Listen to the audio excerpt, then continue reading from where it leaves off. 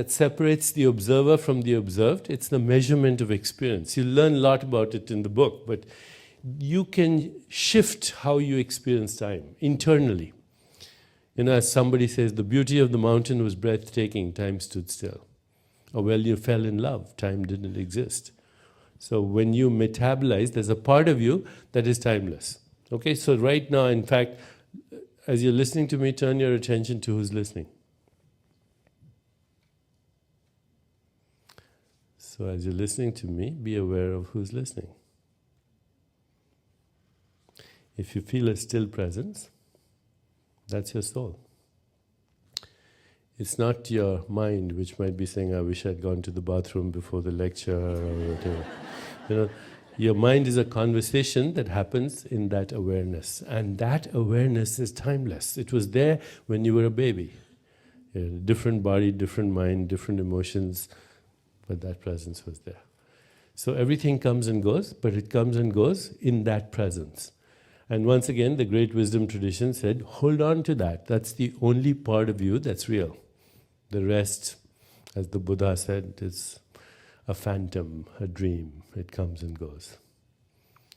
Okay, so that's the third breakthrough. You can change your experience of time. The fourth breakthrough I've already mentioned, you can change the expression of your genes, just like you can change your brain. And the fifth breakthrough is you can always use your awareness to do this, because awareness is the key. The quality of your attention and the qualities of your intention. Now, I've tried to say a lot in a short time, but you'll find lots of interesting exercises to do this. Because when I say reinvent your body, I mean it literally. Okay? I'm doing it. I'm 63 today, by the way. Okay? Yeah. And I'm reinventing my body, and I'm inviting you to do the same. Okay? So you cannot do it, though, other than being in touch with your soul, with your core consciousness. And just like there are 5 breakthroughs in the book about the body, there are 5 breakthroughs about the soul. How much time do we have? Almost done? Okay. So the 5 breakthroughs of the soul is, when you're in touch with this core consciousness, then your life is, first breakthrough is one of effortless spontaneity. Which means you should wake up every day and ask yourself only 3 questions. Is it fun? Is it easy? Am I getting results? And if you can't say yes to all 3, then you're not in touch with your soul, period. The second breakthrough of the soul is that when you are in touch with your soul, you spontaneously feel joy, love, compassion, kind, because you're connected to all of life. It's not an effort, it's who you are. The third breakthrough of the soul is that you have access to unlimited imagination and creativity. Because in the discontinuity is the field of infinite possibilities.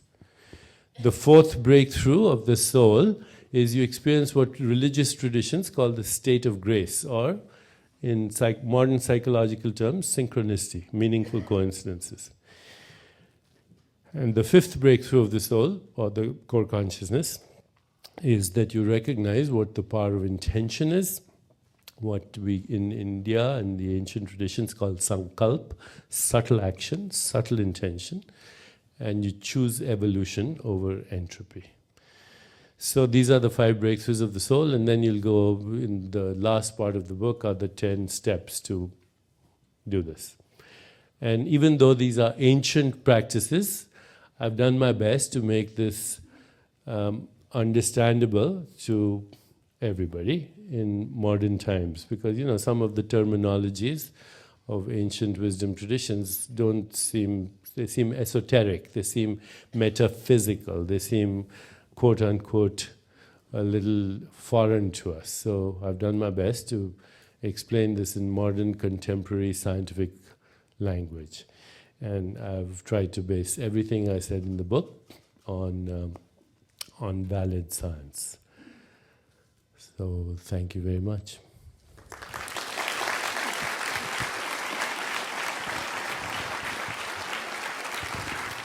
I have loads of questions from everyone. Happy birthday, first of all. Okay, thank you. Thank you. Now remember, when I said I'm 63, that's chronologically, not biologically, right? Biologically, I'm still 17. And psychologically, I'm still deciding what I'll do when I grow up. Okay, the first question from a very special friend is love as humans experience it eternal or temporal, a product of evolution that helps us thrive as a species?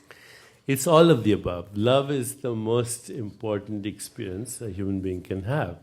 But love has different flavors. There's romantic love, there's love of your children, there's love of your siblings, there's love of your parents, there's love of art, music, sex, there's love of God. So love has many flavors.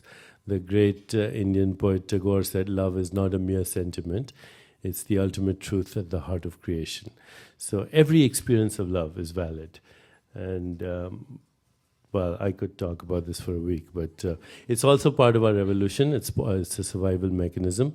When you have the experience of love, your biological responses begin to self-regulate. So there's a phenomenon called limbic resonance that happens when people who have emotional bonds. And limbic resonance restores homeostasis, which means self-regulation. The most important experience a person can have when they are healing is the experience of love. It's an expression of your soul, including romantic love. It's an act of the soul. Your neurons don't fall in love, you do. There's hope for us all. We're in a time of immense change and upheaval. What is the best process for getting through the chaos into our soul and staying there? It's an important question because people, always think, oh, now there's an economic, whatever disaster, there's global warming, there's war, terrorism, there's social injustice, there's radical poverty. All these are actually the expressions of our not being in touch with ourselves. Okay. If you're in touch with yourself, and if there was a critical mass of consciousness that were in touch with themselves, all of that would change because we have actually caused these problems. And if you want to contribute to change, then in the words of Mahatma Gandhi, you have to be that change. Okay, you want peace in the world, start with yourself. Okay, you want to get rid of poverty in the world, make somebody that you know, help them, in their life. Take on one project that's not motivated by profit.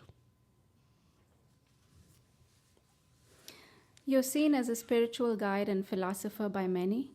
Whom would you consider your spiritual guides or favorite philosophers? In recent times, J. Krishnamurti, the Indian philosopher and Indian teacher. And before him, people like Rabindranath Tagore, Vivekananda, Yogananda. And before that, the sages of the Upanishads, the Greek philosophers, the Chinese philosophers, Lao Tzu, and of course the great prophets of humanity from Jesus Christ to Buddha to Muhammad. Positive thinking creates positive attitude which spreads happiness and success. But consciousness leading to cause or cure of physical illness, how does that work? Okay, first of all, please get rid of the notion that positive thinking is a good thing, okay? It's the most stressful thing you can do. Yeah? Have you ever been around somebody who's always exasperatingly positive? You have to be natural. And when you are in touch with the natural part of yourself that accepts the positive and negative traits that you have, because everybody has positive and negative traits. To have negative traits is not to be flawed, it's to be complete. We have the sacred and the profane inside us. We have the sinner and the saint inside us. We have forbidden lust inside us. We have unconditional love. If you can accept that in yourself, you'll accept it in others. And when you do that, and you stop being judgmental, you'll find silence. And when you find silence, you'll find creativity, insight, you'll be in touch with your soul, and that's when healing occurs. So positive thinking is so exaggerated. Be natural. There's nothing more attractive than somebody who radiates a simple, unaffected humanity. Like children. We are here this evening with best-selling author Deepak Chopra. We have a question about Michael Jackson, since a lot of people know that you were good friends. Can you please talk about Michael Jackson's soul and what it's likely to be experiencing from the point of death until the present? This is a very, very complicated question. You know, what happens after death? I've written a whole book on it. It's called Life After Death. So you'll have to study that. But just remember that there is no such thing as a permanent personal identity. You are not the same person you were 10 years ago. You have a different mind, you have a different personality, hopefully, that you're growing, okay? You have different emotional state. You had, when you were 2 years old, you were a different person. So, you know, what we call a person, there's no such thing as a person. There's a soul that is on a continuum of transformation. And that transformation occurs right now. You do not survive as a static entity in life. So why would you survive after death as a static entity? The soul's journey through cosmic time is one of evolution. So think of that principle when you think of a person like Michael Jackson or whoever. Michael Jackson, when he was alive, was in your consciousness. When he's dead, he's in your consciousness also. Now, it's more complicated than that. Do you, Deepak, use over-the-counter medicines or prescription medications, or do you use purely alternative therapies, subtle action? I don't use either because I don't get sick. I'm being honest. So I don't use. But, you know, I think you should know that 80% of prescription drugs are of optional or marginal benefit. So that means if you didn't use them, it would make a bit of a difference to the natural history of your disease. If you have one, it would save you money and side effects. Have you ever watched a commercial for minor drugs on television? You know, you can take this for your dyspepsia, but be careful, it can lead to anything from impotence to death. Okay?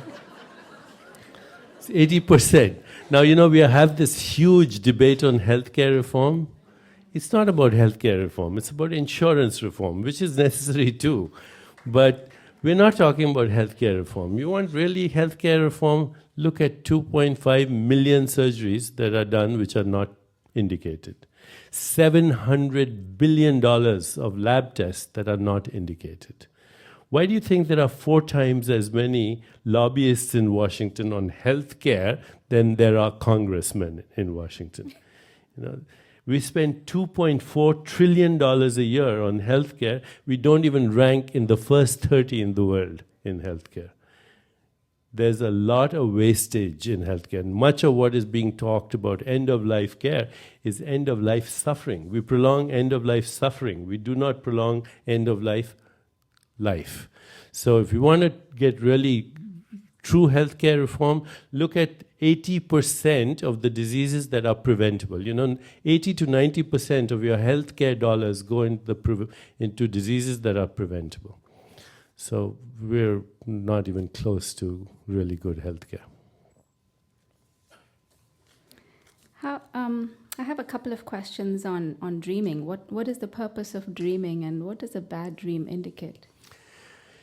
Dreams are actually a mechanism to release stress. What happens is that during whatever memories we have, whatever choices we've made, thoughts, you know, this is part of your soul's software.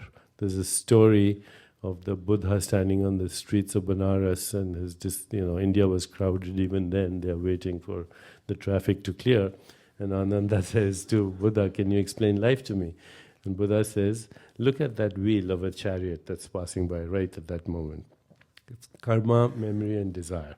So karma is past experiences which create memory, which create desires. And every thought that you have is either a memory or a desire. and it comes from your soul. And the same thing happens at night, except it's all jumbled up, so we call it a dream. And if you stop the process of dreaming, then what happens, if you take, say, heavy amounts of alcohol,